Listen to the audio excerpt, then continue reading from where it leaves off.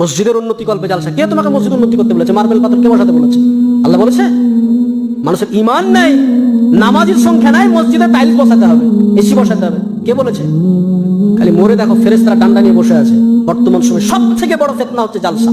আর জালসাতে যারা মাদ্রাসার কমিটি পক্ষ, দাড়ি চাচা, সুদখোর, বেনামাজি, যার ইসলামের ন্যূনতম ধারণা নেই, তবু বক্তা সিলেক্ট করছে, অমুক বক্তাকে নিয়ে এসো, বিশাল ভাইরাল বক্তা, ওকে নিয়ে আসলে লোক হবে আর আদায় বেশি হবে, আমাদের মাদ্রাসা ভালো চলবে।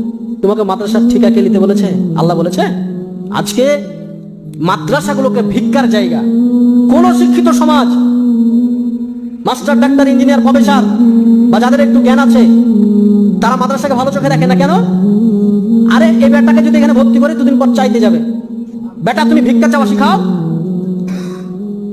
মাদ্রাসাতে এই যে জালসা সিজন, এখন ছোট ছোট বাচ্চাগুলোকে 1 মাস আগে থেকে তো ক্লাস নাই, বাড়ি বাড়ি চাল চাইতে পাঠাচ্ছে, যাও জালসা হবে, খানা হবে। তাই ছোট ছোট বাচ্চাদেরকে যাও বাড়ি বাড়ি চাল চেয়ে নিয়ে এসো।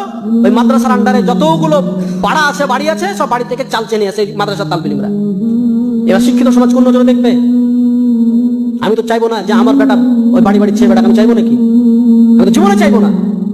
আল্লাহ রাসূল বলছেন উত্তম হাত যেটা দিল এটা হচ্ছে উত্তম, আর যেটা নিল এটা হচ্ছে অনুত্তম। আরে মুসলমানরা তো দেয়, আর তুমি ভিক্ষা করা শেখাচ্ছ। এত বড় বড় কলেজ, ইউনিভার্সিটি চলছে পাবলিক, কাউকে দেখেছেন যে উন্নতি কল্পে জালসা করেছে? কেউ কেউ করেছে? আপনি বলেন যে আমরা চালাতে পারছি না, তোমরা ভিক্ষা দাও, বলেছে? ইসলামকে ধ্বংস করে ফেলেছে এক শ্রেণীর আলেম, এক শ্রেণীর সমাজ। মাদ্রাসা মানে ভিক্ষা করতে হবে। তোমার বেটা পড়বে, তোমাকে পয়সা দিয়ে তোমাকে পড়াতে হবে। আর একটা টেন্ডেন্সি যে মাদ্রাসায় পড়ালে হয়তো কিছু টাকা পয়সা লাগে না, মানুষের ভিক্ষা দিয়ে চলে।